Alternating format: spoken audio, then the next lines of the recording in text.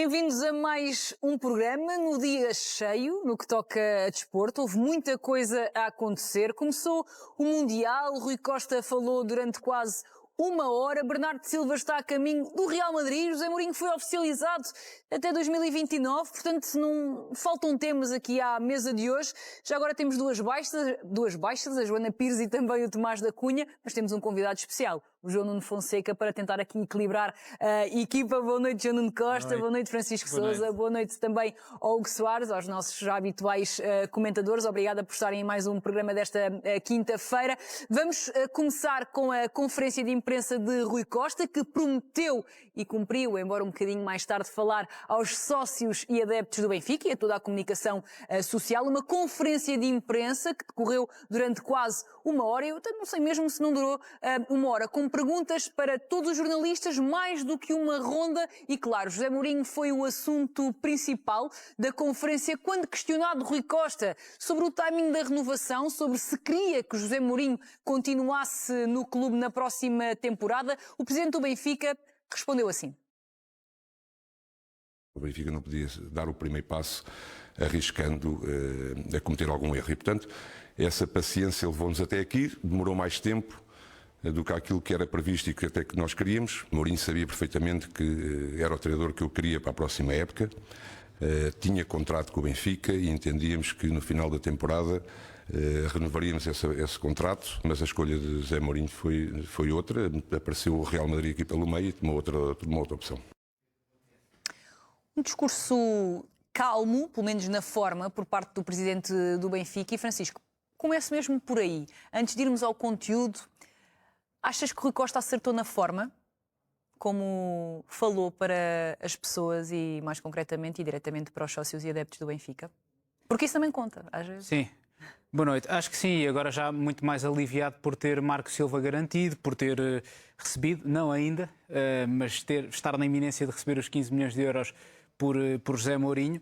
Portanto, acho que é um Rui Costa agora a tentar, de certa forma, limpar um pouco a imagem de uma condução de processo errática, de uns últimos tempos também muito turbulentos, e acho que essa ideia de passar aqui uma certa serenidade e até alguma sinceridade na comunicação, mesmo na forma como expressou a sua relação com José Mourinho, a intenção de ficar também com o agora técnico do Real Madrid, acho que Rui Costa seguiu aqui claramente uma linha. Foi crítico, autocrítico neste caso, mas mesmo que reforçando esta ideia que já tinha passado também nas palavras de José Mourinho, de que a arbitragem teve um forte contributo para o desfecho da última temporada. Que nunca tinha visto uma equipa ser tão prejudicada como o Benfica na última época. É verdade, sim, mas também guardo a admissão, no fundo, que, digamos, é impossível um clube da dimensão do Benfica empatar 11 partidas num campeonato. E, portanto, também percebi ali alguma assunção de culpa, que também pode ser, de certa forma, importante. Agora, por mais coisas positivas que faça e por mais que Marco Silva tenha um impacto efetivo logo de início, nada vai apagar toda esta gestão do Rui Costa nestes anos. Não apenas nos últimos meses, mas nos últimos anos, que tem roçado o desastre. Hugo, Rui Costa foi muito questionado, foi bombardeado até, se me permitem a expressão, com perguntas sobre o timing da proposta de renovação, porque José Mourinho mostrou-se ao longo da época várias vezes disponível para renovar com o Benfica e a verdade é que a proposta do Benfica chega mesmo a acabar a época. Como é que tu fizeste a leitura entre a admissão por parte de Rui Costa de que a época não foi nada positiva, de que o Benfica não pode ter 11 empates, de que foi francamente mau o trabalho anterior e uma proposta de renovação para o treinador? Convenceu-te o que disse Rui Costa? Porque, de facto, ele não explicou. Ele só disse, apresentámos a proposta de renovação quando achámos que devíamos apresentar. Portanto, não houve uma explicação, foi uma resposta redonda, digamos assim. Consegues ver ali alguma... vou dizer, sinceridade, ou pareceu-te mais uma gestão de crise por esta altura no clube? Boa noite. Sim, pareceu mais isso, pareceu mais essa gestão de crise, porque lá está, se houvesse de facto essa convicção, poderia tê-lo feito mais cedo. Falou-se muito na altura, após o jogo com o Casa Pia. um pouco como aconteceu com o Rui Borges, após um resultado negativo, reforçar essa aposta no treinador. Ele já agora, só para, desculpa interromper-te, mas só para reforçar, disse Rui Costa que a renovação, a proposta de renovação, nada teve que ver com o suposto interesse alegado na altura ainda do Real Madrid, porque depois do jogo frente ao Casa Pia fez questão de dizer que José Mourinho seria o seu treinador na próxima temporada. Pois, lá está. Sem a proposta de renovação, mas disse na altura.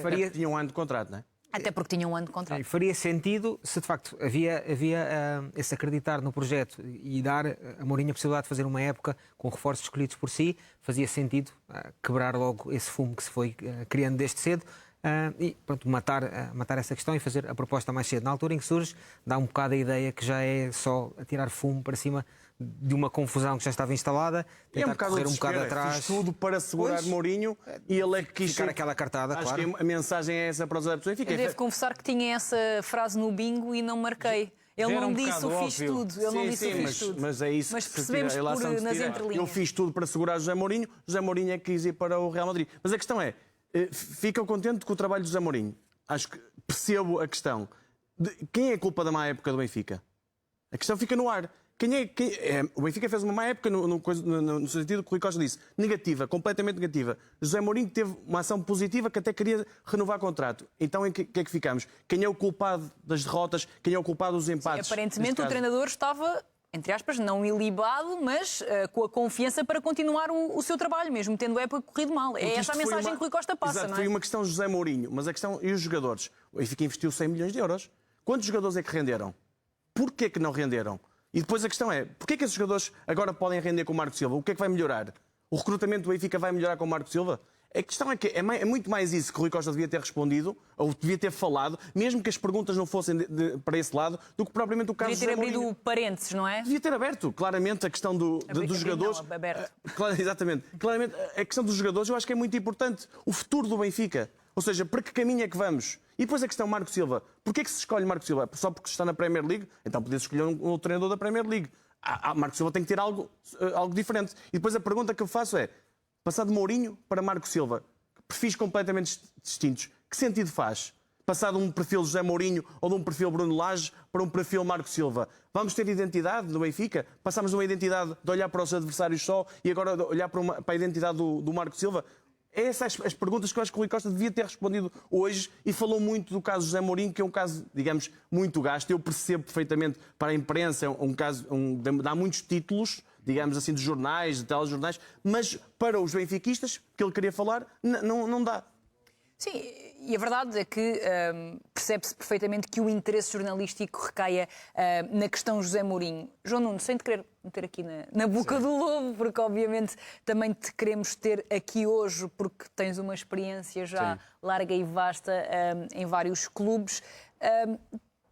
Na altura conseguiste perceber que, de certa forma, o técnico do Benfica tenha sentido que a confiança não era assim tanta, independentemente de ter mais um ano de contrato, pelo facto de a proposta não ter chegado no timing ideal para ele, ou tu achas que, de facto, a confiança estava mesmo lá, independentemente da proposta não ter chegado? Pergunto-te isto porque os treinadores falam com os dirigentes quase que diariamente, não é? Essas coisas também se vão percebendo no dia-a-dia. E o que Rui Costa deixou de forma clara na conferência de hoje é que José Mourinho nunca podia ter nenhuma dúvida sobre o facto de ele querer que ele continuasse como treinador do Benfica, porque lhe passava essa mensagem diariamente.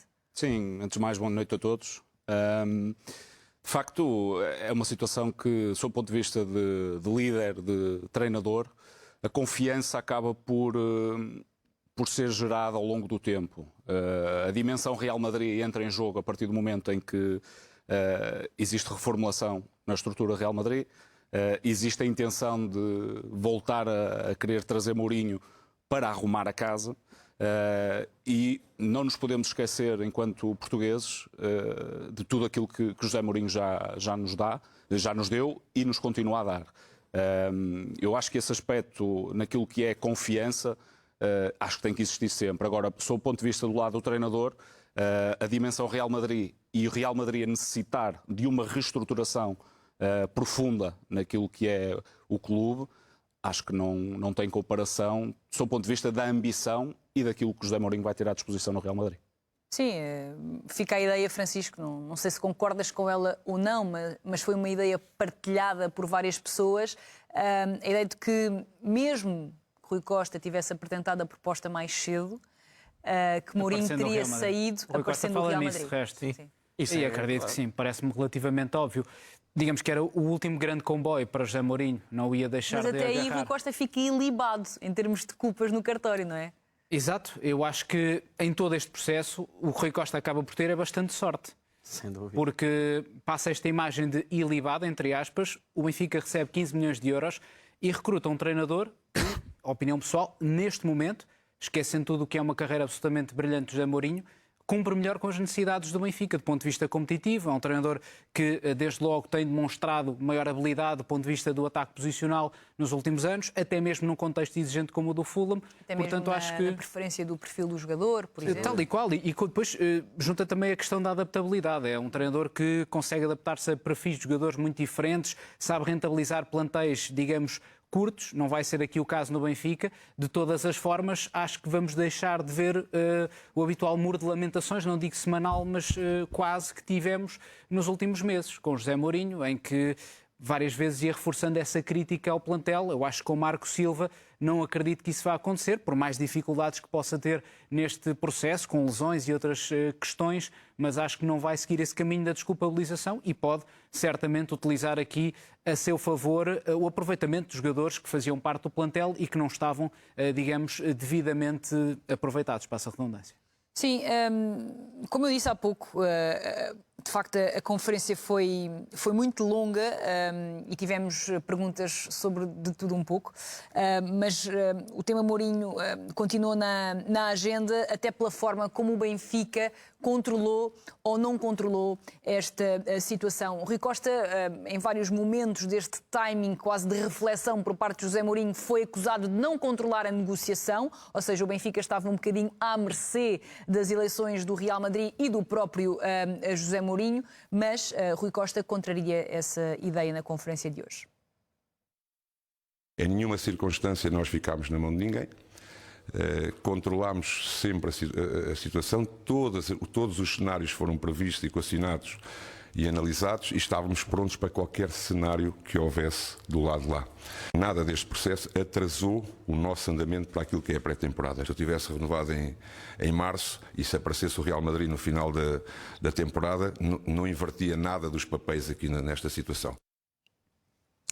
Uma coisa é Rui Costa dizer, Hugo, outra coisa é as pessoas, sem querer estar aqui a chamar Rui Costa de mentiroso, não é isso, mas outra coisa é conseguirmos acreditar piamente nisto, não é? Porque como é que é possível que uma situação destas, em que por tanto tempo ficou aqui incógnita no ar, que isto não tenha atrapalhado, não é? Negociações, não tenha atrapalhado o próprio ataque ao mercado, não tenha atrapalhado a própria reestruturação do novo treinador. É difícil, não é? Eu acho que o Rui Costa sabia muito melhor do que aquilo que pode passar que a decisão de Mourinho estava tomada. Ele próprio, no final, diz que havia um acordo de cavalheiros para sair, independentemente de Florentino vencer ou não as eleições. De qualquer forma, eu acredito que muito mais cedo do que aquilo que ficou público, o Benfica já estava a trabalhar com o Marco Silva. Portanto, como o Rui Costa disse, a época não foi assim tão prejudicada. Agora, até era uma situação relativamente simples de sair, porque se fosse só uma questão financeira e de querer fazer as coisas à revelia, o Mourinho, segundo aquilo que está falado, tinha uma opção dele próprio cancelar o contrato por 7 milhões. Portanto, haviam 8 milhões de diferença que o Real podia pagar diretamente ao treinador, o Benfica saía mais prejudicado, acelerava-se o processo todo. Portanto, até por aí era mais fácil puxar e dizer, não, ok, o Benfica acaba por sair beneficiado de uma situação que não queria estar, fez a renovação com o treinador, consegue os 15 milhões, já está a trabalhar com o novo treinador há algum tempo e tem a estrutura a preparar a época, como fez. Era fácil, entre aspas, acabar por sair por cima. Foi demasiadas explicações, como disse o João. Se tivesse focado muito mais as respostas do ok, isto aconteceu, a partir do momento em que ficou definido internamente que íamos trocar, começámos a preparar a nova época e despachar para a frente, passar. E o que é que correu mal nesta época? Nós ficamos sempre claro. Que erros o que é que vai ser diferente? Claramente. E o que é que vai mudar no recrutamento dos jogadores? Enzo e Rios, fez sentido? Se calhar esse meio campo, por exemplo? São essas perguntas que eu acho que as respostas que o Rui Costa não deu Mas hoje. em relação ao que o Hugo dizia, João, esta questão da forma como o Benfica pareceu sempre dependente, não é? Ficou sempre ali à espera e Rui Costa disse que era necessário, abre logo a conferência dizendo que era necessário ter cautela, tínhamos de ter paciência, eu acho que na porque fase... estavam 15 milhões em causa. Tu achas que a certa altura, pela forma como as coisas se foram desenrolando, fez mesmo sentido Rui Costa ficar à espera para garantir os tais 15 milhões de euros? O silêncio era obrigatório, porque havia as eleições e o Benfica, 15 milhões é quase como um jogador vendido. E para o Benfica que não tem muita força financeira, acho que é excelente isto. São limpos.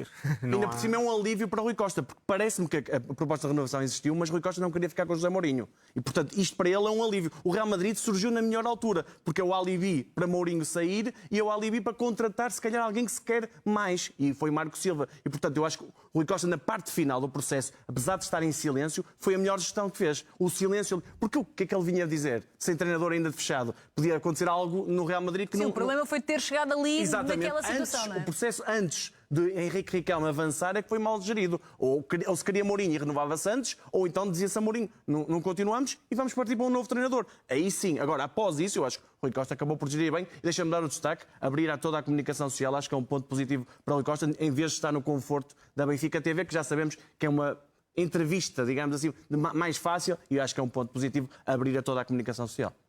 João, de facto nós nunca tínhamos visto, acho que é inédito, nunca tínhamos visto um treinador a fazer campanha por um presidente quando ainda estava vinculado a um clube.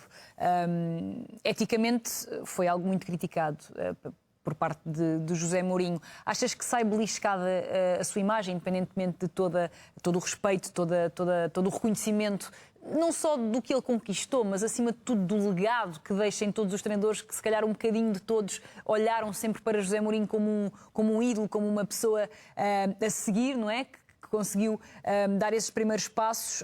Achas que esse lado ético sai um bocadinho beliscado pela forma como acabou por se desenrolar este episódio? Sim, depende do ponto de vista. A mim parece-me que não. Porque, mais uma vez, e repito, a dimensão Real Madrid acaba por nos levar para um patamar completamente diferente enquanto treinadores. Ele já lá tinha estado. Percebe-se claramente essa intenção por parte de José Mourinho. E, para mim, há aqui um ponto muito importante, que é a oportunidade de voltar a poder conquistar títulos de dimensão europeia, coisa que em Portugal e com o nosso campeonato não é tão fácil, mas a mim parece-me claramente que isto vai pesar e muito, sob o ponto de vista de dar a José Mourinho novamente aquilo que ele quer, que é títulos europeus e reconhecimento por parte de toda a gente.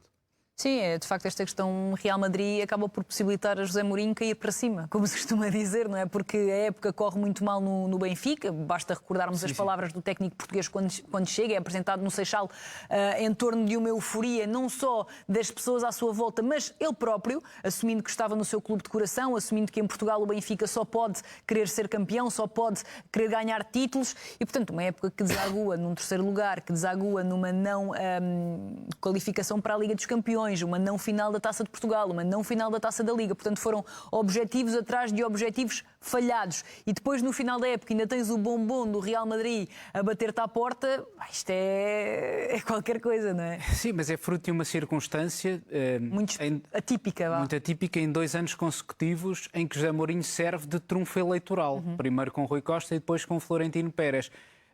Presidentes, enfim, que acabam por ganhar com larga maioria, mas sendo... E 2 clubes em crise, também podemos dizer crise, isso. Mas sendo, apesar de tudo, contestados por uma franja, no caso da afição do Real Madrid, aqui dos sócios do Benfica. E, portanto, não deixa de ser curioso. Agora, claro, para Mourinho é uma excelente oportunidade, mas é também um desafio, é também uma pressão extra, desde logo porque agora vai encontrar um Real Madrid bem diferente, a precisar de uma limpeza de balneário, e encontra um Barça diferente, não é o Barça daquele auge de Pep Guardiola, mas é um Barcelona que está claramente por cima do Real Madrid, com Hansi Flick, bem cimentado como treinador, e o seu modelo também, a reforçar-se bem, a manter a base do plantel e, portanto, vai claramente partir atrás. Tudo depende, claro, da forma como construir o plantel e como conseguir, acima de tudo, do meu ponto de vista, mais do que antes de impor o modelo de jogo, e aí eu acho que vai ter também de fazer mudanças consideráveis, de certa forma, embora o Real Madrid seja aquele clube que permite a treinadores que têm um modelo mais flexível, e vimos isso com Ancelotti, e conseguirem impor as suas ideias, mas acima de tudo é fazer os encaixes certos, afastar, digamos, os indisciplinados. Dar as missões táticas adequadas as missões a cada táticas um, adequadas depois mais à frente e escolher os perfis adequados. E não é à toa que se falam nomes como Mateus Fernandes, Bernardo Silva, jogadores portugueses, mas que me parece que se podem aproximar do perfil dos jogadores com os quais... Dos Modric e dos Kroos. Exatamente, dos Modric e dos Kroos, e também dos jogadores, mal feita a comparação, em que Mourinho confiou mais no Benfica nos meses mais recentes. Sim. Este contexto especial dos 3 jogos do Real Madrid com o Benfica, que já não aconteciam há 60 anos, acho que, para além de terem ajudado o Benfica, em certa parte, a ir para a Liga dos Campeões e passar a fase de Liga, ajudaram José Mourinho. Eu acho que esses jogos foram tão especiais, a forma como o Benfica bateu 4-2 inapelavelmente o Real Madrid, ajudou o Florentino a perceber se calhar está ali o treinador que eu posso vir a querer ter no futuro, e depois a forma como o Benfica igualou na eliminatória e quase podia ter passado o Real Madrid. Eu acho que esses jogos ajudaram mais José Mourinho do que o próprio Benfica. Sim, foram jogos que também marcaram. Aliás, já nessa altura, Hugo, se falava sobre um possível interesse do Real Madrid em José Mourinho. Isto já é uma coisa que vinha ganhando raízes, não é? Porque é verdade que de forma mais intensa foi mais para o final da temporada, mas acho que foi aí, quando o Benfica defrontou o Real Madrid, acho que foi aí que se começaram a semear as sementes desta possível mudança para Madrid. No caso de Rui Costa, olhando para tudo isto, e o Francisco falava de sorte, também te parece que saiu um bocadinho a sorte grande, porque não fica com um treinador que aparentemente não queria assim tanto, pese embora lhe tenha apresentado a proposta, ainda ganha 15 milhões por um treinador que, com todo o respeito, nas últimas passagens pelos últimos clubes foi sempre despedido, foi sempre demitido, portanto não andavam propriamente a dar dinheiro por José Mourinho. Valor, desculpa Sofia, ao preço de alguns dos melhores treinadores que têm, digamos assim, saído para outros clubes. Entra diretamente para o top de vendas mais caras por treinadores e... Por outro lado, também, como dizia o Francisco, e pegando nas palavras dele, consegue um treinador cujo perfil se adequa melhor, também na minha opinião, às necessidades de um clube grande. Portanto, foi... Todos ganharam.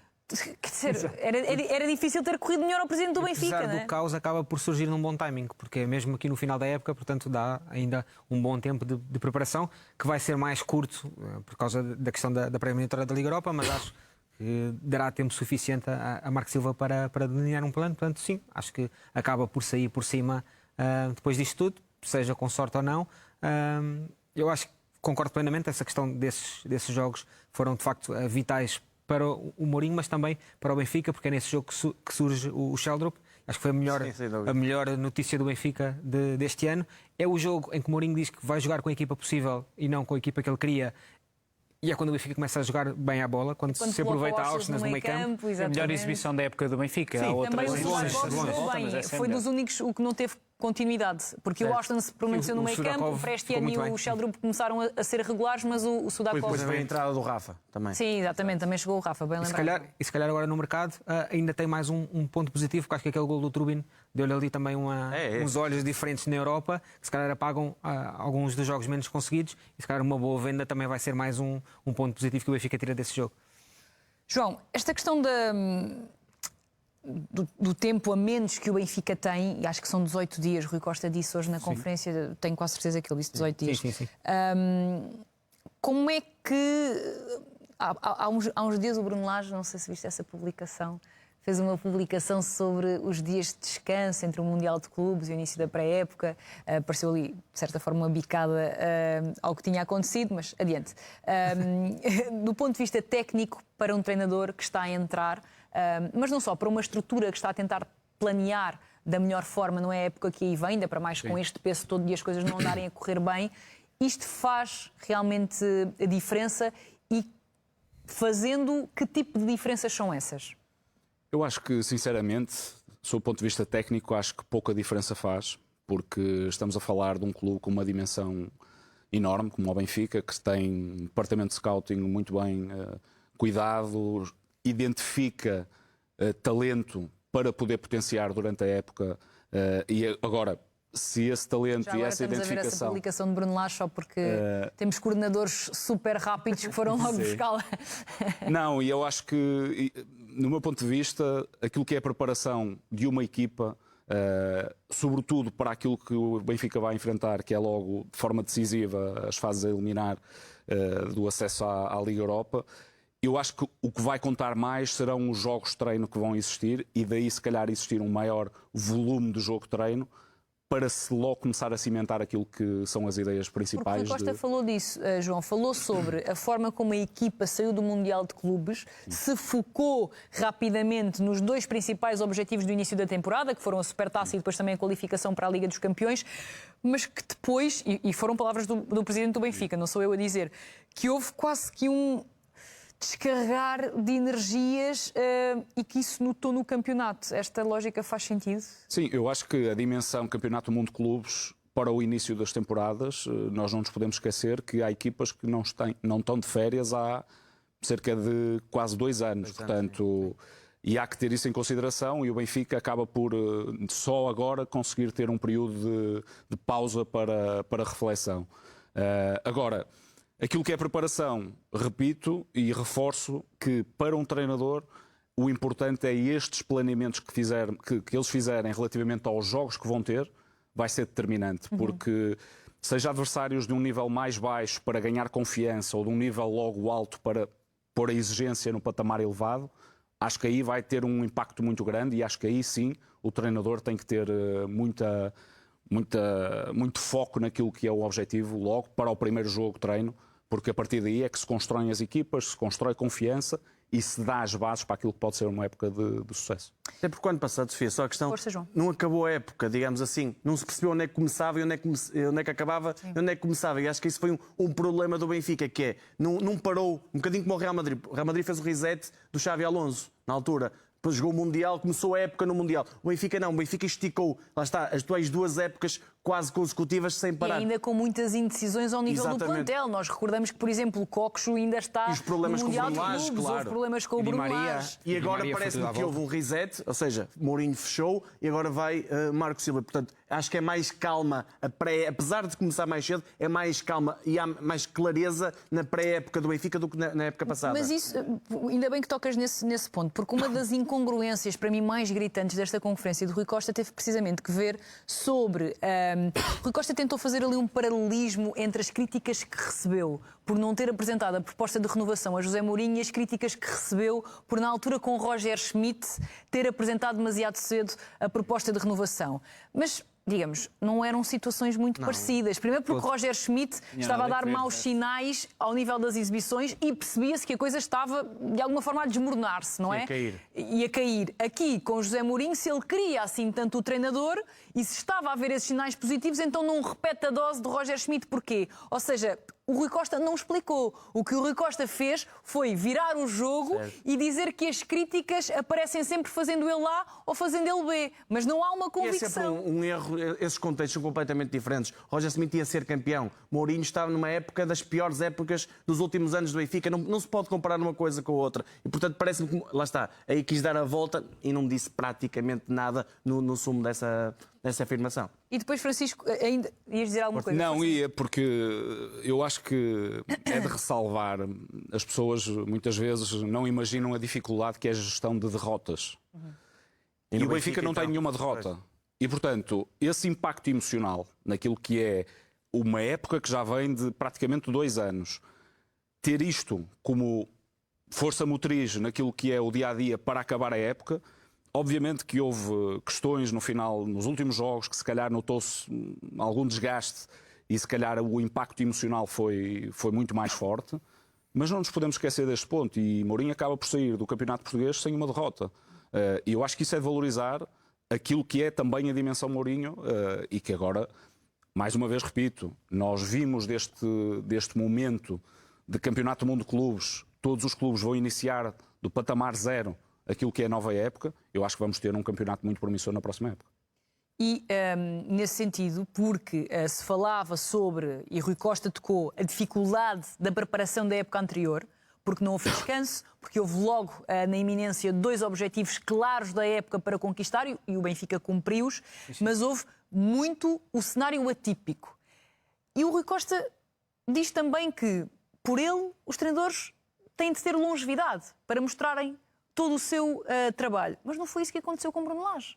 Ou seja, essa lógica não ficou aplicada ao treinador que, no fundo, Certo. conseguiu conquistar numa situação atípica, numa situação de exigência, numa situação, como estávamos aqui a falar, crítica no que diz respeito à preparação. Sim. E mal Concordo. houve ali uma Foi quebra. deslize com o Karabakh e aquele empate com o Santa Clara, que diga-se é um empate bastante injusto, não é? O Benfica sofre o empate no fim. E um erro de um jogador, não jogador, erro, claro, exatamente. É um erro individual. A questão é, o elo mais fraco Bruno Lage, treinador da casa, digamos sem a personalidade forte, sem aura, que é mais fácil de despedir, e a iminência da possibilidade de contratação de José Mourinho, porque aquilo foi visto como uma oportunidade. E é visto como uma oportunidade também no momento em que subia o tom das críticas para com Rui Costa. Ele percebia que podia estar a perder, digamos assim, o tapete eleitoral, percebe que Mourinho está livre e decide apostar em José Mourinho. Portanto, eu acho que houve aqui também uma certa questão de oportunismo, tendo em conta as eleições. Mesmo que José Mourinho seja, obviamente, um treinador consagrado, um nome unânime e, aliás, diga-se, alguém que praticamente não sofreu contestação ao longo desta época no Benfica dos próprios adeptos. Isso foi, de resto, perceptível. Exatamente, nesse último jogo em casa com o Braga, em que as críticas foram todas para Rui Costa. Mas ainda sobre esse início de temporada, eu acho que o Lage até aproveitou bem sinergias ali do Campeonato do Mundo de Clubes, em que o Benfica até compete bem, não é? Consegue bater o Bayern, exatamente, luta com o Chelsea, aproveita, junta ali reforços, até começou a testar a equação do Pavlidis e Ivanovic a jogar em conjunto. Portanto, não houve de facto essa margem, esse tempo. Eu acho que esse foi também um erro, embora percebendo o timing das decisões de Rui Costa, não concordando, mas percebo estrategicamente o porquê de o ter feito. E acho que um dos grandes desafios do Marco Silva é na gestão da derrota, aquilo que o João não estava a dizer, e do Benfica. Porquê que se sente? Quando o Bruno Lage começou a perder, o culpado era o Bruno Lage, a estrutura ficava de fora. O que se sente é que qualquer treinador, quando dá uma derrota ou quando tem um empate no Benfica, a culpa é do treinador, nunca é da estrutura. Vai muito para os jogadores. Não é só no Benfica. Certo, mas no Benfica eu acho que colocam muito isso, metem-se muito de parte e deixam queimar. Até o próprio Roger Smith, quando começou a perder, a culpa era do Roger Smith, que até que não comunicava bem, etc, etc. Nunca é a estrutura tem que o ajudar nesse momento, tem que lhe dar a máxima confiança. E acho que isso é um desafio para Marco Silva, ter Rui Costa a ajudá-lo no momento da derrota. Porque o Benfica vem em 7 anos, ganhou um campeonato. Se perde um jogo logo a abrir, é logo o fim do mundo. O ambiente já está muito intoxicado. E, portanto, aí é que a estrutura tem que ajudar o próprio Marco Silva. Não é o Marco Silva sempre a dar a cara como o Mourinho fazia sempre. Um dos episódios mais polémicos de toda esta novela entre Benfica, José Mourinho e Real Madrid foi então o vídeo em inteligência artificial do técnico português com a camisola dos merengues, ainda vinculado ao Benfica. Por acaso até foi a nossa jornalista Joana Pires, fez-lhe diretamente a pergunta ao presidente do Benfica como é que se sentiu quando viu esse vídeo.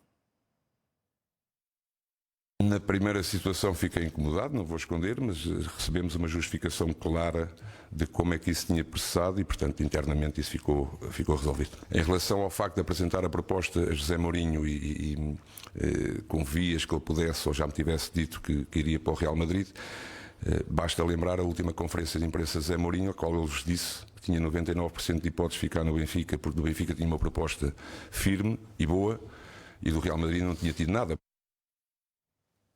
Pois, 99% de hipóteses, mas também com uma frase agregada a essa afirmação, Hugo, de ninguém é estúpido.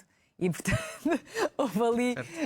e que Jorge Mendes já estava a falar com o Real Madrid. Jorge Mendes já estava a falar Mourinho com o Real Madrid. E antes do jogo com o Estoril, José Mourinho tinha dito que não havia nada com o Real Madrid. Depois joga-se o jogo com o Estoril e a conversa mudou abruptamente. Mas, relativamente a este episódio, Hugo, eu há pouco falava aqui com o João Nuno e ele disse que não achava que isso beliscasse a questão da ética. Pareceu-te que foi um bocadinho longe demais nessa questão, porque independentemente de ser EA ou de não ser, enfim, ninguém acredita que José Mourinho não tenha dado o consentimento Obviamente. para aquele vídeo sair para as redes sociais. Não é? Sim, obviamente.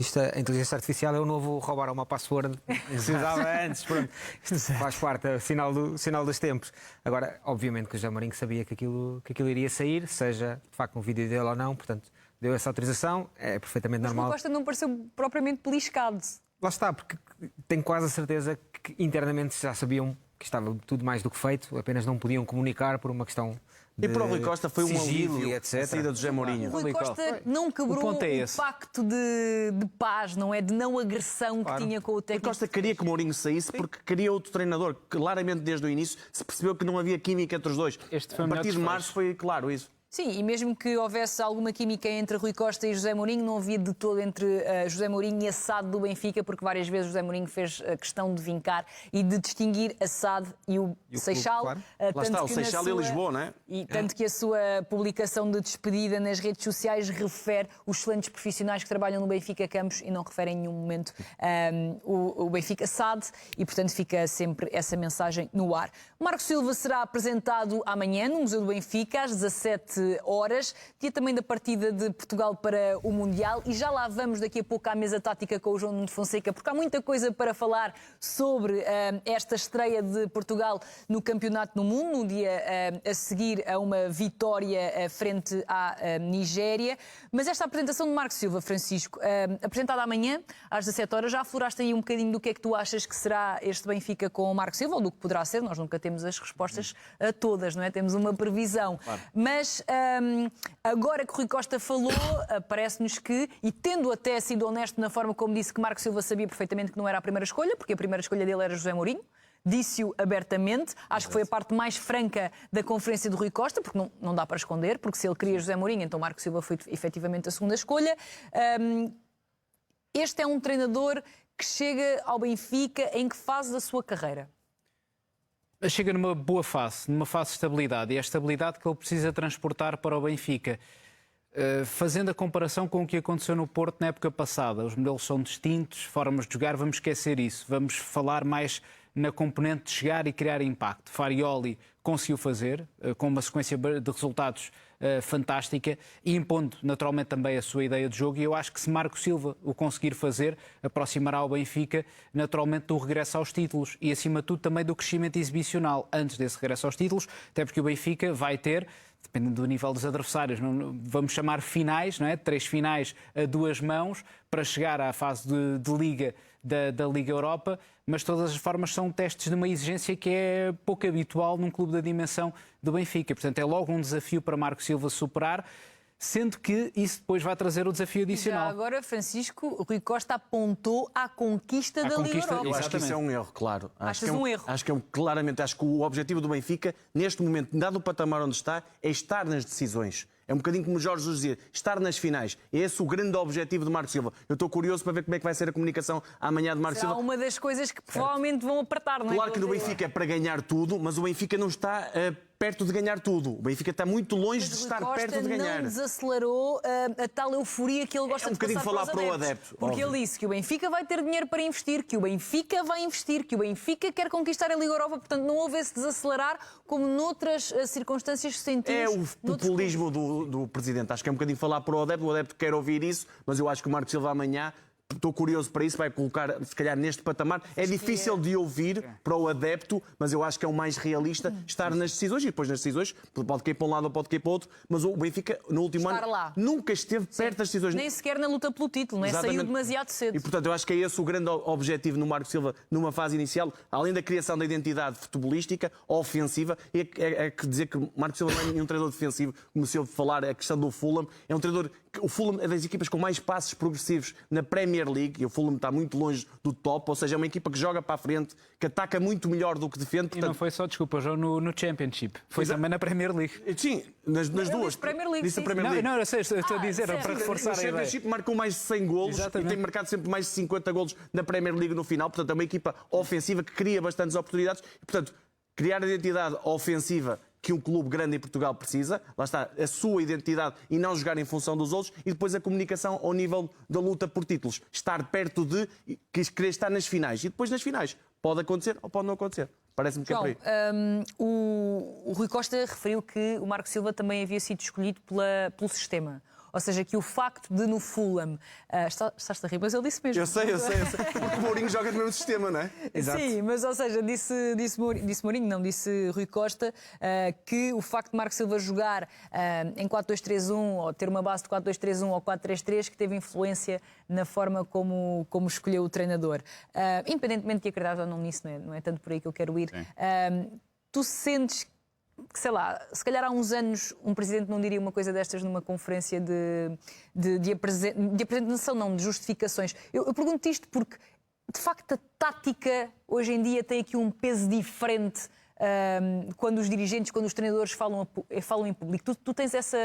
Estou a perguntar-te. Sim. Não tenho dúvidas. Não tenho dúvidas que tenha impacto, porque a verdade é que cada vez mais os novos dirigentes e os dirigentes que cada vez mais estão-se a formar e estão a ter um conhecimento completamente diferente daquilo que era há 20 anos, olhando para aquilo que é uma filosofia de um clube, olhando para aquilo que é uma diretriz que já está muito bem implementada no Benfica, um futebol de domínio, de posse, lá está, as tais verticalidades que é necessário, mas que naquilo que é o nosso campeonato às vezes não é assim tão bem, porque encontramos equipas mais baixas e isso acaba por ser mais difícil, diferente na Premier League. Agora, eu acho que há uma identificação clara e um cuidado claro, cada vez mais por parte das direções desportivas, em encontrar o treinador com a intenção certa para aquilo que é a filosofia do clube.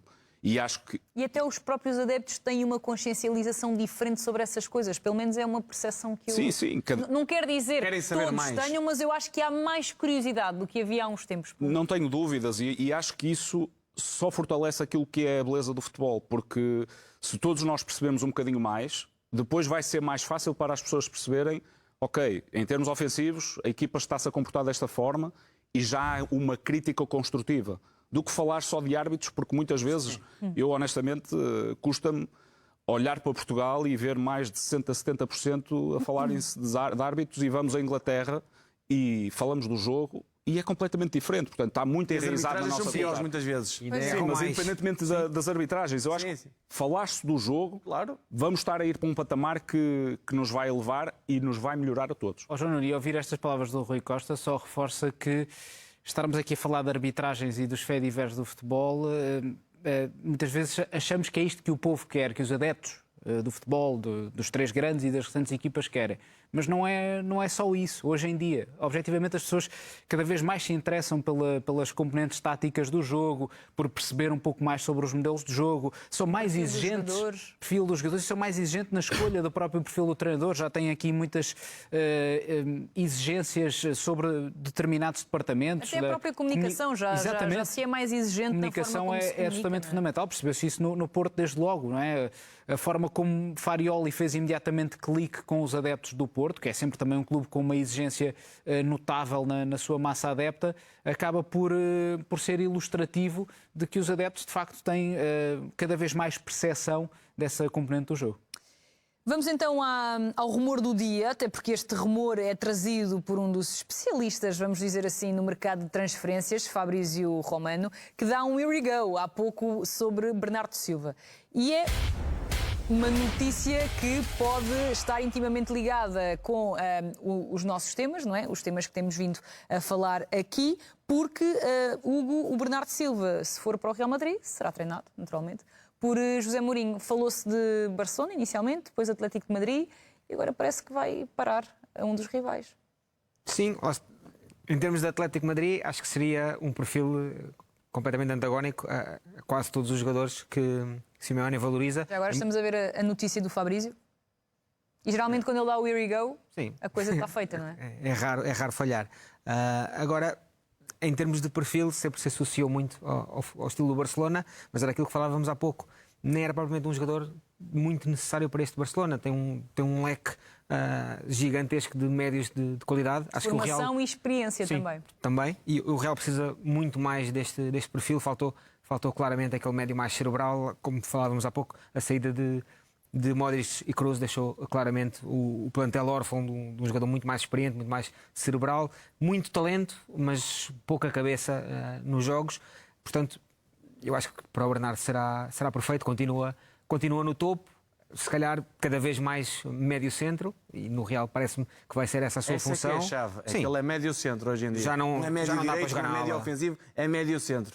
Claramente. Isso vê-se na seleção. E pelo que conhecemos de José Mourinho, pelo que conhecemos de José Mourinho, é um treinador a José Mourinho no que diz respeito à sua autossuficiência, porque às vezes não se liga muito esta palavra ao Bernardo, mas há coisa que o Bernardo é É o autossuficiente. jogador-treinador. Sim. Eu acho que é o É a jogador do extensão treinador. do treinador, sem não é? dúvida, sem dúvida. Acho que não tem espaço no Barcelona. É tem muitos médios e, portanto, o Real Madrid é a segunda opção. Ele queria vir para a La Liga, percebe-se perfeitamente isso, até para estar perto de Portugal, e, portanto, o Real Madrid é uma excelente opção para ele. Acho que tem que complementar ali o meio-campo, mas um meio-campo com Bernardo e Fede Valverde, cuidado.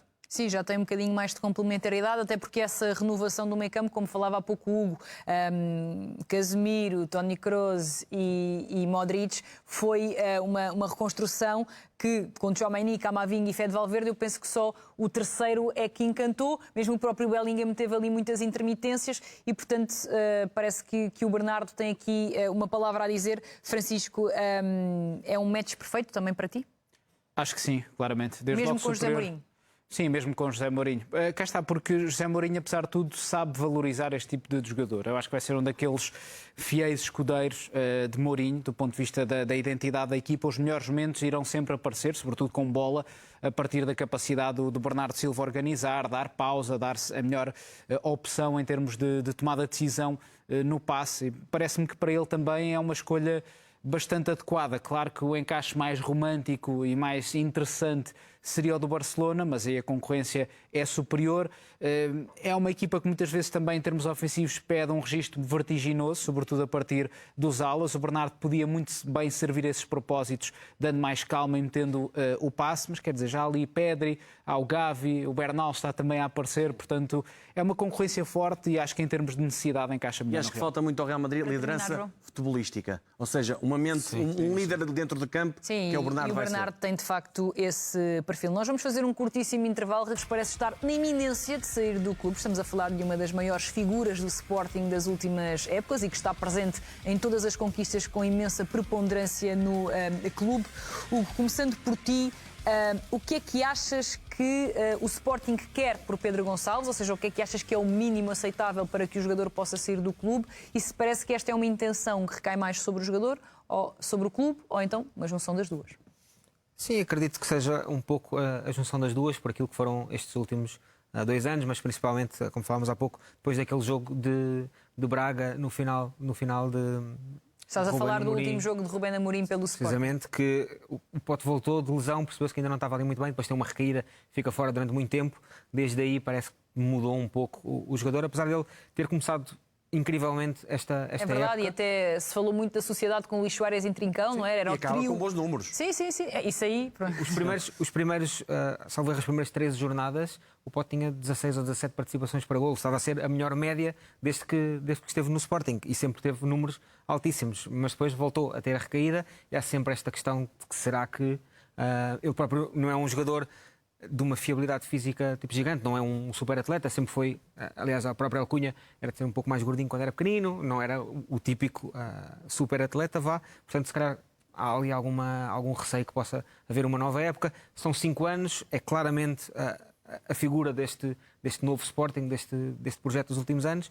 Agora, acredito que ambas as partes haja aqui uma ideia de fim de ciclo. Se calhar, para o próprio jogador perceber, depois de 5 épocas com números incríveis, não ter espaço na seleção, essa porta está fechada, não é aqui que vai ter. O jogador sofreu muito com essa noção de que não ia ao Mundial. Sim, no post que ele deixa nas redes sociais, sim. Fica patente essa desilusão.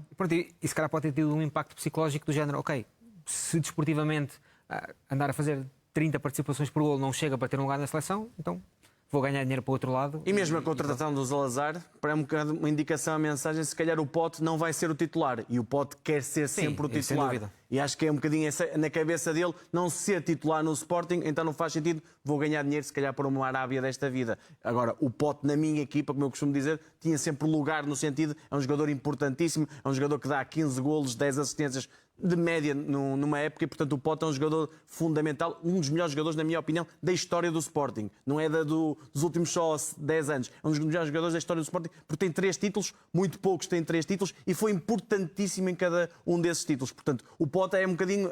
Será titular ou não? Na cabeça do Rui Borges. Parece-me que desta feita pode não ser um titular como é indiscutível. Portanto, ele não sendo titular indiscutível, com os problemas físicos que tem, ele pensa assim, se calhar é melhor ir para a Arábia, fazer o dinheiro... E há pouco falavas sobre a extensão do treinador no relevado, muitas vezes o Pote foi a extensão de Rubén Amorim no relevado e percebia-se essa relação umbilical que os dois tinham. João, o que é que o Sporting perde com o Pote? Sem o Pote, aliás, o que é que perde? Eu acho que vou muito na linha daquilo que o João disse. Acaba por, se sair, perder um cérebro. Uma extensão do treinador acho que é claramente, qualquer treinador, eu não conheço o Pote pessoalmente, não sei a personalidade dele, mas tudo indica daquilo que se vê, daquilo que se ouve, que é claramente um jogador extremamente equilibrado e que consegue trazer esse equilíbrio emocional que muitas vezes é difícil nos grandes clubes. E acho que se perder vai ter que encontrar alguém que efetivamente consiga. Sim, porque o João fazer. falava do Zalazar, mas não são jogadores do mesmo perfil sequer. Sim, é diferente, até porque Zalazar acaba de vir de eu considero também um grande o Sporting de Braga, uma dimensão diferente, agora vai competir a Liga dos Campeões, uma exigência semana após semana muito alta, e eu acho que a dimensão Sporting acaba por ser diferente daquilo que é a dimensão Braga, independentemente das posições nos clubes. Agora, lá está, encontrando um jogador desse perfil, ou sendo ele Zalazar, que não me parece, mas que consiga ter esse equilíbrio e trazer esse equilíbrio às equipas, acho que é fundamental. Eu quando falo em Zalazar é porque eu acho que o Zalazar vai jogar do lado esquerdo. Sim, Lado sim. esquerdo ao lado do Pote. Ele é bocadinho por aí. polivalente, mas, Não tem as mesmas características, nem perto nem de Se longe. pensarmos numa troca direta, não são jogadores do mesmo perfil. Claramente que não, mas eu acho que na posição, Podem eu acho ser. que o Zalazar vai para ali. Acho que não estou a pensar no Zalazar para isso. Senão não haveria a questão Yeremai. Mas pode ser por um perfil diferente, não é? O Yeramay é mais um extremo puro Mas de o tirar Sporting não jogadores pode contratar um jogador de 30 milhões e um jogador de 40 milhões para ter os dois a rodar na mesma posição. Então tu achas que o Zalazar é mais para o meio campo? Acho. Mas no meio campo a 3 ou achas mesmo que pode jogar várias Acho que vezes? pode variar muito mais para um meio campo a 3, com o Zalazar mais à frente e Trincão jogar mais a partir da direita. Quero-me parecer que será essa a base que está a ser pensada. Muito bem, eu na semana passada, não sei se tiveste a oportunidade de ver, eu fiquei profundamente triste por não estares cá para falar do Silas Anderson. Falei inclusive do teu podcast, porque já há muito tempo que tinhas referenciado este jogador e sei que o conheces como a palma da mão e tive pena que não tivesses cá, porque na altura ainda não estava oficializado, mas entretanto já foi com um vídeo já agora espetacular por parte das redes sociais do Sporting, muito bem conseguido e cada vez mais os departamentos de marketing estão a brilhar e não são só nos grandes clubes em Portugal, já há coisas muito bem feitas nos clubes de todos os escalões em Portugal. O que é que, Hugo, agora em viva voz, o que é que queres dizer sobre este jogador que muita gente tenta fazer aqui uma comparação com o Yulman, mas tu não achas que sejam exatamente do mesmo perfil? Não, acho que é um jogador muito mais capaz com bola. Eu não sou propriamente um fã acérrimo do Yulman, como já disse. Aliás, gosto muito do jogador, mas acho que para este perfil de dupla de médios que o Sporting tinha, faltava-lhe mais capacidade de meter a bola, o passo vertical, como o Morita também não o tinha, sentia que faltava muito isso ao Yulman e o Silas tem claramente isso. Tem uma capacidade de fugir à pressão alta fortíssima, tem uma passada larga, consegue facilmente galgar 20, 30 metros e chegar ao último terço. Ele na formação jogava muitas vezes a 10 na seleção e... Como também já disse, eu trabalho para uma firma holandesa, foi um colega meu que é adepto do Utrecht, onde ele jogava na equipa B. Ele dizia que, na altura, tens que ver este miúdo, para mim é o melhor jogador do clube e o treinador não aposta nele, está na equipa B, mas tens que ver, é um líder nato e foi aí que eu o conheci. E acho que é exatamente isso, ele tem aquele perfil muito parecido com o Yulman. Muito rapidamente vai ser um dos líderes do balneário, apesar de ser muito jovem, mas acho que tem a parte... Como dizer, defensivamente parece muito o Palhinha, da maneira como vai aos duelos. Se calhar é a parte onde ele tem que evoluir mais, não ir tão com tanta fome, porque comete muitas faltas, leva muitos cartões. Em Portugal o cartão sai fácil. Às vezes com Sim, cria esses equilíbrios, não é? Sai muito facilmente, mas depois eu acho que com bola vai dar mais à equipa do que dá o Yulman. Falta-lhe depois toda a presença nos duelos incrível que o compatriota tem. Fica depois a questão de a Liga Sueca é de facto muito inferior à Liga Portuguesa, portanto precisará aqui de Há mais algum espaço tempo também, não é? Sim, eu na altura quando fiz a sugestão para Portugal seria obviamente para ser um suplente de Yulman, crescer na sombra e ter espaço.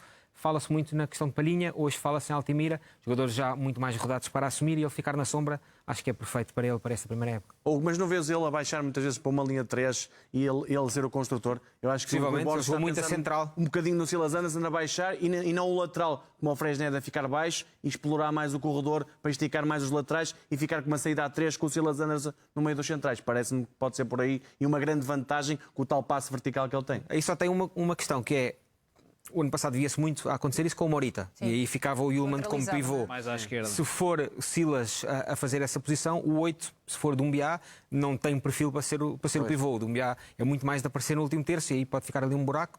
mas tem perfil claramente para isso, tanto que ele joga várias vezes a central no Econ. Já agora voltar a reforçar que daqui a pouco vamos ter o João Nuno Fonseca aqui na mesa tática para falarmos sobre a Seleção Nacional, que parte amanhã para o Campeonato do Mundo, que já agora começou hoje com uma vitória do México sobre a África do Sul por 2-0, esse jogo que já terminou há pouco, foi exclusivo da TVI. Francisco, só para rematar esta questão do Silas Anderson, é o tipo de negócio que os clubes grandes devem fazer? Completamente sim, cá está. O Yulman passou, salvo erro, pela Áustria, depois foi para o Lecce e veio parar ao Sporting. Agora o Sporting vai buscar, não vou dizer à fonte, porque ele já andou nas escolas do Inter, esteve, como o Hugo dizia, também no futebol holandês, mas vai contratá-lo num futebol sueco, uma liga de custos menores, e compra aqui potencial, essencialmente, e acho que é um jogador muito interessante. Destaco também a forma como ele tem crescido na definição, no remate, e com capacidade para, como dizia o Hugo, galgar metros com bola, surgir à frente e depois definir muito bem. Remate colocado habitualmente, bate muito bem de pé direito, acho que é de facto um reforço para fazer crescer e depois, quem sabe, potenciar para outros patamares mais altos. Muito bem, vamos então para um intervalo muito rápido. Regressamos para falar da Seleção Nacional, porque está de partida amanhã para o Campeonato do Mundo. Até já. Com golos de Francisco Conceição e também de Pedro Neto, ou melhor dizendo ao contrário, Pedro Neto e depois sim Francisco Conceição. Contudo, como já era de esperar, o tema principal foi Ronaldo. E porquê? Porque a seleção rolou toda ao intervalo, saíram todos os jogadores que tinham jogado na primeira parte, à exceção do Diogo Costa e à exceção do capitão da seleção portuguesa. Roberto Martínez foi questionado sobre essa gestão de minutos que fez com o capitão e respondeu assim. Todos os jogadores têm um plano individual. Nuno Mendes era nos 30 minutos, o João Neves e o Vitinha 45 minutos, Gonçalo Ramos também 30 minutos, Mateus Nunes depois de uma gastroenteritis, depois de não estar apto no primeiro jogo, era importante entrar em jogo e posso dizer que atingimos todos os planos de todos os jogadores. A exibição não foi entusiasmante, Francisco, para o Campeonato do Mundo, não se pode dizer que tenha sido, mas também é normal que estas exibições antes É difícil haver exibições entusiasmantes. É difícil, de facto é difícil, e foi exatamente assim também no Europeu, por exemplo, bem nos lembramos, e depois a seleção até conseguiu ali em algumas partidas, principalmente nas mais difíceis, porque é quase sempre assim, ter ali algumas exibições interessantes. Bem, a verdade é que, fora a exibição, houve o caso Ronaldo, porque, de facto, toda a gente estranhou que, tendo saído a equipa toda dos primeiros 45 minutos, apenas tenha ficado o capitão da seleção portuguesa. O que é que interpretaste da resposta de Roberto Martínez? Interpretei aqui mais uma justificação, neste caso não para inglês ver, mas para português ver. E percebendo que há planos individuais. Todo e qualquer treinador, até no Campeonato de Portugal, tem este tipo de planos. Mas porque é que Cristiano acaba por ser aqui privilegiado, sobretudo dando esta justificação de que Gonçalo Ramos teria espaço ali para meia hora, que nem chegou a ser meia hora. Na verdade foram 20 e qualquer coisa minutos, mais a paragem. Porque é que Gonçalo Guedes, que entrou bem no desafio frente ao Chile, acabou por não ser opção desta vez. Estes jogos servem essencialmente para isto, para que os treinadores, selecionadores, possam de facto aqui testar soluções antes da competição a sério. E desde logo também aqui podendo reforçar novas sinergias dentro da própria equipa. É nestes jogos, no fundo, que se reforçam esses aspectos, não depois... Claro que depois podem ser lançados jogadores que são um bocadinho cartas eventualmente fora do baralho e que acabam a acrescentar já no contexto da competição oficial. Mas, por exemplo, no caso do Brasil, que eu acho que está mais presente para todos, nós conseguimos perceber que nestes jogos de preparação o Endrick, que não é titular do Brasil, parece que está a exigir, de certa forma, uma titularidade pela forma como tem entrado nos jogos de preparação. Precisamente. E parece-me, desde logo, um dado concreto de que Martínez não vai abdicar de Cristiano Ronaldo. E não é que Cristiano Ronaldo mande na seleção, claro que tem o seu peso, claro que tem o protagonismo, a história é absolutamente incrível, mas esta é uma vontade de Martínez. Martínez quer contar objetivamente com Cristiano Ronaldo. Depois há outro aspecto, eu acho que Martínez, apesar de tudo, independentemente do avançado que lá esteja, não tem sabido coletivamente valorizar o papel do avançado. E eu acho que é isso que falta, saber puxar mais, por exemplo, um Gonçalo Ramos, que é o jogador que tem um perfil mais associativo, mas dar-lhe também essas tarefas. Por exemplo, o Guedes, frente ao Chile, entrou para fazer aquele gol dentro de um registro que é bastante adequado para ele. As suas funções foram as corretas. Exatamente. Certo, mas será que Cristiano Ronaldo quer fazer essas funções? Pois é, também parte por aí, não é? Cá está, acho que dificilmente quererá, mas aí cabia de facto a Martínez ter o discernimento de perceber que a Cristiano, se calhar nesta altura, cabe ter outro papel na equipa, porque é um jogador que evidentemente pode continuar a ser válido, e não é só pela questão da liderança, porque depois o próprio jogador fica exposto à ansiedade, à pressão constante de ter de marcar, de ter de dar resposta, que foi o que se viu ontem, e com execuções técnicas que são muito estranhas até no próprio Cristiano Ronaldo. Sim, João, eu perguntava-te isso, porque falávamos sobre, Roberto Martínez quer ajudar Cristiano Ronaldo, mas talvez toda esta exposição acabe por atrapalhá-lo. Não que Cristiano Ronaldo não queira ter essa pressão em cima de si, porque se percebe desde sempre que é um jogador que lida bem com a pressão, mas porque... lá está, aquilo que o Francisco dizia, até a própria ânsia de o jogador querer mostrar pode atrapalhá-lo em situações de gol iminente, como se viu ontem, por exemplo, contra o Senegal, contra a Nigéria, desculpem, ninguém acredita que o Ronaldo falha aquilo porque não sabe fazer melhor do que aquilo. A própria pressão pode estar ali a mexer com a cabeça do jogador, digo eu. Sim, eu sou da opinião que Cristiano Ronaldo funciona melhor sob pressão de competição do que sob pressão de jogos amigáveis. Eu acho que... Para mim há um diferenciador claro, que é a exigência que ele coloca em ele próprio naquilo que são altas competições. E a partir do momento em que temos um pedir de movimentações a Cristiano que faça aquilo que é uma desorganização, eu chamo-lhe alguma desorganização da Nigéria, que até causou alguma surpresa na linha defensiva, o trabalho dos nossos avançados acabou por ficar um bocadinho aquém daquilo que poderiam ter feito. Mas isso também vou trazer um bocadinho esse tópico aqui para a mesa. Sim, vamos mesmo já, não sem antes ouvirmos ali o Hugo sobre este tema, porque não é que a seleção se esgote na utilização enfim, nos minutos de Cristiano Ronaldo, só que ontem foi tão evidente que não deu para fugir, até porque a exibição, mais uma vez, não foi propriamente entusiasmante, como eu dizia há pouco. O Francisco falava ali de missões táticas, da forma como se deve atuar o Cristiano. Mas como é que tu vais moldar o bicho, como diz o Futre, não é? Exato. Como é que tu lhe vais dizer o que é que ele tem de fazer em campo? Ou melhor, como é que ele vai aceitar isso, não é? Sim, não é fácil, e lá está, já se percebeu que vai jogar de por onde der, portanto, eu acho que se tem que tentar arranjar soluções mais do que tentar moldar o Cristiano, que acho que já não vai mudar, ele é assim, tentar arranjar sinergias diferentes no ataque que me parecem que não estão a funcionar.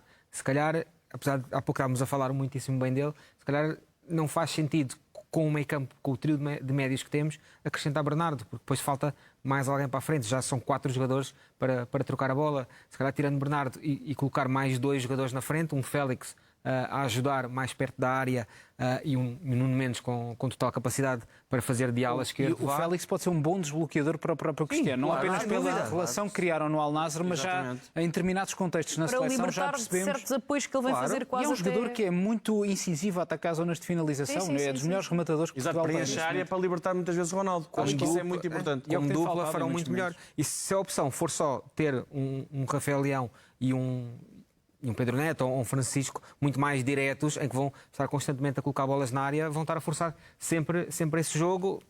Se calhar tem que se tentar aqui arranjar algo diferente, envolver muito mais os laterais, que temos dois dos melhores laterais em termos ofensivos do mundo, tanto que já falámos imensas vezes que tínhamos um leque de jogadores perfeito para jogar com 3 centrais e dar as alas todas aos laterais. Até dada a forma dos até protegia extremos. os próprios centrais e o perfil dos próprios Eu centrais. acho que um dos Claramente, desafios do Martínez era dizer ao Ronaldo que tens de ser o Jardel dos tempos modernos. Isto é um jogador da área. Fica lá Hoje o quieto. Ronaldo é um jogador da área. É ali onde ele decide bem. Se ele sair da área, é um jogador, desculpa a expressão, que eu estou a falar do melhor finalizador da história do futebol e um dos melhores jogadores da história do futebol, é um jogador banal. Ao dia de hoje, fora da área, não é um jogador normal, completamente. E faz falta, muitas vezes, à seleção, que ele não esteja fora da área, que ele esteja na área. Até porquê? Porque o Martínez às vezes joga com 2 extremos, Rafael Leão, Francisco Conceição, é preciso cruzamento. Se ele não está lá na área, depois quem é que está? Ou seja, se queres ter Ronaldo na área, tens que jogar para ele. Um bocadinho como o Jardel, lá está o Capucho e o Drulovic. Neste caso, o Francisco Conceição, ou o Rafael Leão, ou o Pedro Neto.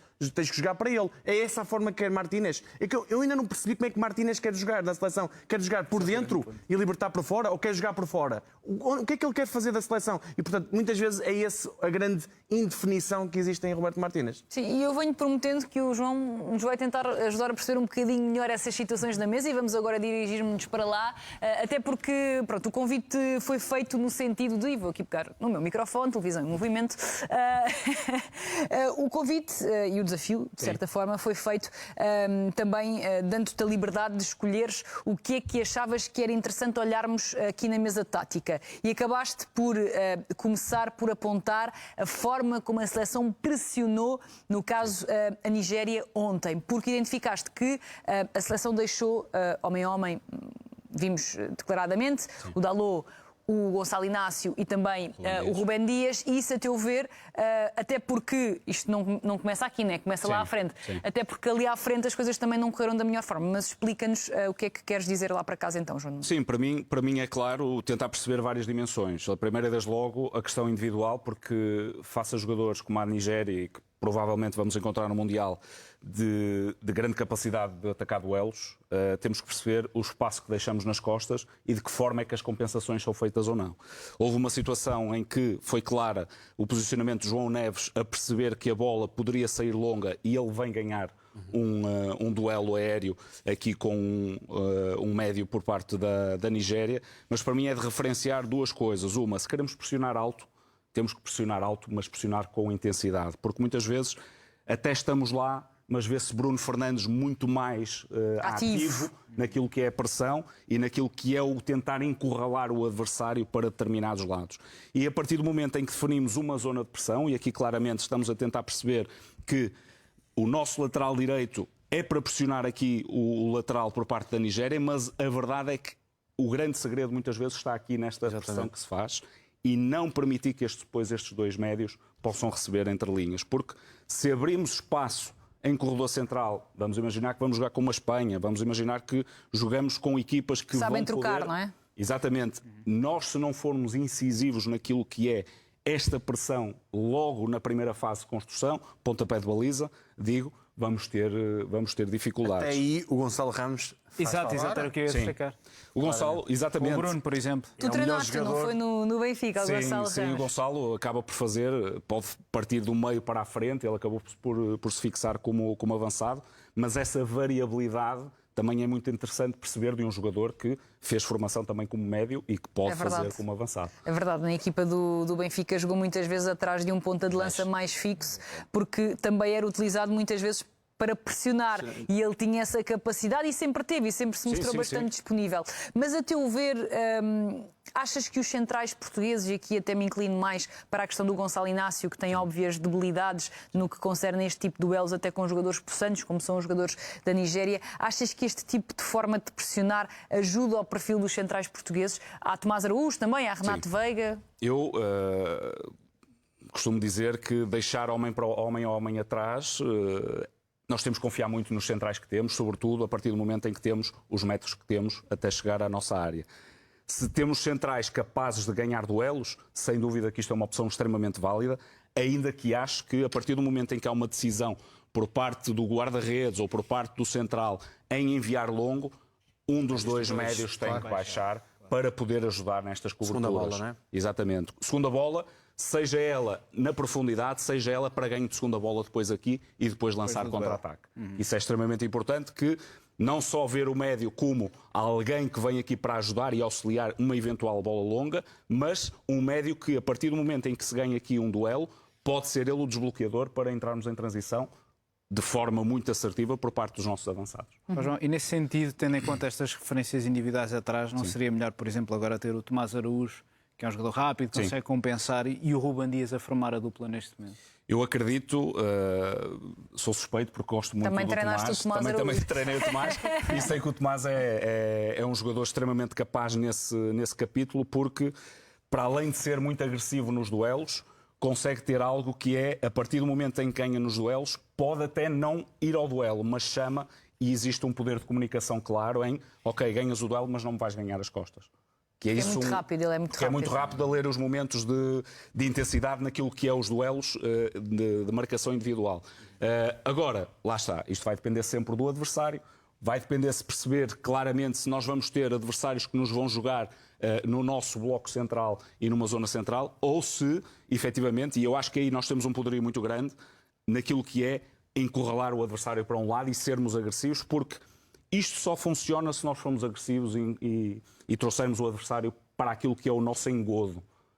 Vamos criar um engodo para fazer com que o adversário venha cá para não nos entrar. E tu achas que essa falta de engodo, como lhe chamavas, por parte da seleção portuguesa contra a Nigéria pode ter tido que ver até com o tipo de jogo? Tu há bocadinho falavas sobre a diferença que é um jogo amigável para um jogo de competição a sério, entre aspas. Sim. Achas que no Campeonato do Mundo poderemos ver esse toque mais agressivo? Apesar de a agressividade não é tudo quando não há organização, não é? Mas achas que aquilo que não vimos, mesmo em termos, tu falavas ali da zona da frente, não é? Do apertar, achas que isso pode estar mais implícito quando a bola começar a rolar no Mundial, ou parece que é um problema estrutural que tem de ser trabalhado? Eu acho que a partir do momento em que temos uma oportunidade para mostrar aquilo que nós queremos, temos que demonstrar, seja em amigáveis, seja em jogos a valer.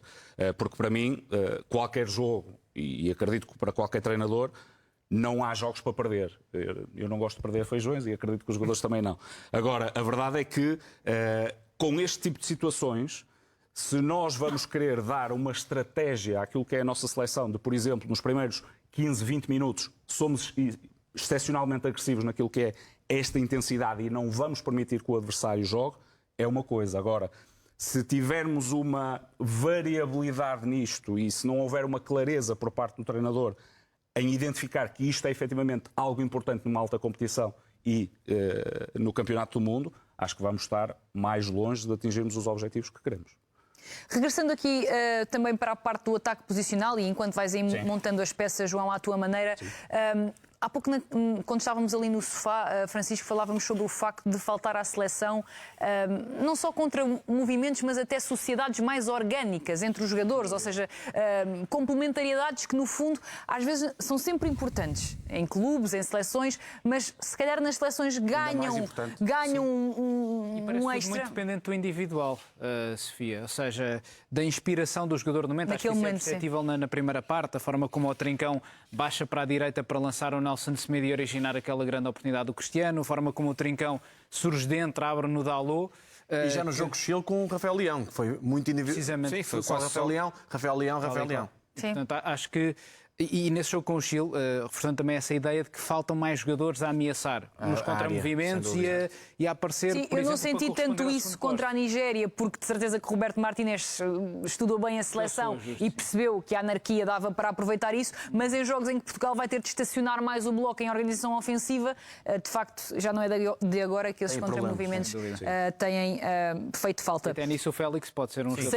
Sem dúvida. E até na questão da pressão, porque se for com pressionar muito alto, continuamente, com Leão e Ronaldo, são dois elementos que não vão pressionar muito tempo. Portanto, em termos de características, fica um bocadinho. Até nisso importa. João, ataque posicional, porquê? Sim. Porque tu sentiste que, de certa forma, os jogadores pisavam todos o mesmo espaço, ou demasiados jogadores a pisar o mesmo espaço. Precisamente, Sofia. Eu acho que houve pouca clareza. E aqui a seleção são os pretos também, novamente. Exatamente. Os pretos de seleção, bola, Diogo Costa agora aqui deste lado de branco, que falta-nos um guarda-redes. A verdade é que eu ontem senti algum sentido posicional à nossa seleção. Vi muitas vezes, seja Cristiano Ronaldo, seja aqui os nossos médios, seja neste caso o João, seja o Bruno, muitas vezes a ocuparem estas zonas que muitas vezes só deveria estar um jogador, e eu acho que nós temos que clarificar, e acho que lá em casa vão perceber isso. É muito mais difícil para uma equipa defender quando tem dois jogadores bem abertos em zonas laterais, e isto vai permitir que criem definição nos laterais. Ou seja, se nós tivermos os nossos extremos, vamos imaginar extremos ou o lateral, ok? Mas a verdade é que se nós conseguirmos ter os extremos aqui bem abertos, vamos criar muito mais espaços para quê?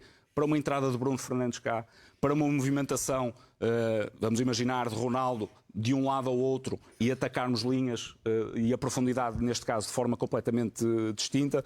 Ou seja, eu senti claramente uma falta de jogo posicional na nossa seleção ontem. Fruto, muito provavelmente, daquilo que é a questão... Falta de treino também. E falta de treino também, mas isso depois tem muito a ver com aquilo que é a capacidade dos nossos centrais de conduzirem e levarem a bola. Ou perceberem onde é que estão estes espaços entre linhas, porque a verdade é que nós termos jogadores, vamos imaginar aqui neste tipo de situação, que interpretem muito bem, e temos, seja o João, seja o Bruno, em perceberem que estes espaços aqui criam muita indefinição aos médios, se vão pressionar ou se ficam cá atrás, porque a verdade é que se nós tivermos um adversário que vá pressionar de forma mais agressiva os nossos centrais, vai necessariamente abrirmos aqui espaço, seja para o Ruben, para o Vitinha, enfim, criar este tipo de situações vai-nos, no meu ponto de E o que vista... estamos a ver aqui, também para simplificar, são triangulações, não é? Sim. Ou seja, são coisas que podem surgir com alguma facilidade caso, lá está, essas Mas é uma sinergias. ocupação racional que é Do espaço. necessária ter por parte dos jogadores. Se os jogadores não tiverem esse discernimento de ocuparem racionalmente esses espaços, porque muitas vezes Estar amontoados. Exatamente. Ontem viu-se muito os jogadores na mesma posição e na mesma zona. Ou seja, quando nós queremos muitas vezes em campo grande, fazer com que a bola ande, e nós aqui temos muita qualidade, inclusivamente se tivermos a capacidade do Diogo subir um bocadinho mais, a meu ver, seria muito mais vantajoso para a nossa seleção, assim como ele faz no Futebol Clube do Porto algumas vezes. Para atrair, não é? Para atrair pressão, para eventualmente ativar aqui um adversário a... Desenhar o Lausanne que o Porto, por exemplo, fazia, não é? Sim, E sim. pode utilizar bem, se jogar, por exemplo, com o Tomás mais à direita, ou até mais à esquerda, embora E o seja Vitinha a destro, receber nas costas, e sim. o Vitinha a receber nas Mas costas. aí é tal questão, o Inácio falha muito nos duelos, mas depois, enquanto central, Dá imensa. o que mais nenhum A consegue. organização ofensiva é fundamental. Sim, e é um bocadinho, quer dizer, este sentido de perceber depois muitas vezes aquilo que é, eu aqui pus a questão do 4-4-2, mas a verdade é que será que este médio saltando aqui à pressão, depois o posicionamento dos nossos médios vai Sim, ser... o Congo vai fazer isso, por exemplo. Sim, o sim, Congo sem faz dúvida. isso com muita facilidade. Até tem muita dúvida entre se vai ao homem ou se fica a Salta ou guardar não. a zona. Isso percebe-se. E para mim, claramente, esta clareza por parte dos jogadores em perceberem que muitas vezes estar na posição, muitas vezes sem nos amontoarmos, vamos estar a criar dificuldades ao adversário. E é por isso que eu referi aqui esta questão que para mim é determinante, porque depois vai nos permitir entradas do Nuno Mendes por dentro ou por fora para fazer situações de 2 contra 1 com o lateral adversário. Portanto, vai depender depois de jogo para jogo. Mas para mim, claramente, há aqui uma definição e é necessário perceber isso nos próximos jogos. Se conseguimos efetivamente incorporar mais um médio aqui e termos aqui uma situação que depois conseguimos aproveitar a profundidade com o médio, e neste caso Cristiano Ronaldo, ou então uma coisa mais posicional e permitir só que com os nossos extremos consigamos atacar a profundidade desta forma. Temos mesmo de, desculpa, temos mesmo de ir para os sofás, porque ainda queríamos guardar aqui os minutos finais do programa para falar sobre a tua carreira. Eu, pessoalmente, acho que aquilo que tiveste a fazer aqui também já fala um bocadinho sobre ti. Às vezes, isto que diz, porque são as tuas ideias, não é? Sim, Porque sim. é a tua forma de interpretar o jogo. E quis dar um bocadinho mais de tempo, porque sei que também te estiveste a preparar para fazeres esta apresentação lá para casa e estava a ser rico. Portanto, ficámos com menos tempo para a conversa. Sim. Mas o que é que tu queres neste momento, João?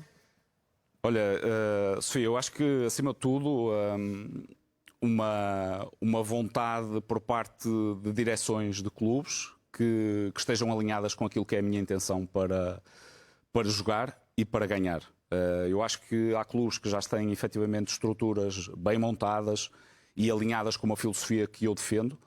Há clubes que ainda estão em reestruturação, há clubes que ainda não estão reestruturados para poder entrar de forma mais segura, e isso é claramente um dos meus objetivos, entrar com essa base já também estrutural num clube que é tão importante para o trabalho de um treinador. O que é que não correu tão bem nesta passagem pelo Leixões? Falta de tempo para implementar aquilo que estava a Apenas implementar. 10 jornadas, não é, do campeonato? Sim, acaba por ser curto, bastante curto. Acho que vivemos do resultado, o treinador vive exposto ao resultado. Eu adoro isso, mas também gosto de ter tempo para implementar aquilo que foi a entrada de imensos jogadores novos no plantel, a forma como queria trabalhar a equipa para ir numa determinada intenção de jogo que conseguimos fazer nas primeiras jornadas, onde fizemos 7 pontos em 3 jogos. Portanto, criou-se também alguma ansiedade, e os adeptos leixonenses vivem nessa ansiedade de... É um clube exigente nesse Muito sentido. exigente. Um bocado a Vitória da segunda Liga, não é? Sim, exatamente. Mas é um clube enorme e a dimensão Leixões a mim deixou-me muito agradecido pelo facto de ter treinado aquele clube, mas a verdade é que não me permitiram ter tempo para fazer aquilo que estava a ser planeado desde o início. Essa reestruturação que eu falo, as pessoas não veem aquilo que foi feito de dentro para fora, só veem o resultado final. E a verdade é que isso acabou por pesar, mas muito confiante que todas essas experiências vão me permitir ganhar outros clubes. Só uma questão do papel do adjunto. Tu foste adjunto, agora és treinador principal. Como é que tu vês o papel de adjunto? O que é que faz um adjunto, para as pessoas lá em casa perceberem, o que é que faz um adjunto na tua equipa técnica? Há especificidade ou é alguém que te ajuda no dia-a-dia? Ou trabalha alguma zona específica, sei lá, a zona ofensiva, a zona defensiva, como existe cada vez mais? Olha, João, eu vejo o adjunto é um treinador, acaba por ser alguém que está claramente a auxiliar o treinador naquilo que são todas as suas tarefas. Eu defendo enquanto líder que é muito importante que cada um tenha a sua especificidade, não só no treino. Tenho adjuntos divididos por parte ofensiva, parte defensiva, ou seja, qualquer pessoa que entre dentro de um treino vai saber claramente que a minha função é esta. E isso tem que ser muito claro desde o início e é aquilo que eu transmiti no Leixões. João Nuno, só te posso agradecer, não só por teres aceitado o convite, mas também por teres aceitado este desafio aqui. Porque eu sei que nem sempre é fácil para... mexer. E não só, e para os treinadores exporem assim as suas ideias e foi aqui também muito enriquecedor para nós estares aqui a mostrar aquilo que pensas, ainda para mais sobre uma equipa que não é a tua e às vezes há essa reserva. Não, acaba por ser, porque penso que neste caso... Portugal é nosso. Portugal é nosso. Não, mas e queremos tanto, nós próprios, enquanto portugueses, estamos nessa ânsia que Portugal ganhe efetivamente uma estrelinha, como vocês não estiveram fora, mas a verdade é que em algumas discussões, quando nós estamos fora do país, dizem sempre, mas onde é que vocês têm a estrelinha? E nós estamos sempre, ainda não temos, mas vamos ter. Claro. João, muito obrigada. Gostava de ter mais tempo para falar contigo, mas entretanto, como eu disse no início do programa, houve muita coisa para o dia de hoje. Nós fazemos